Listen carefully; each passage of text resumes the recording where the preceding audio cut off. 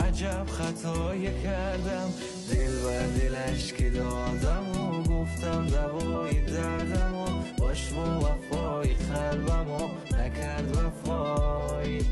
اول دلم و بردن و بعدم زدن شکستن، احساسی قلب کشتن و وای بر چه جرمی.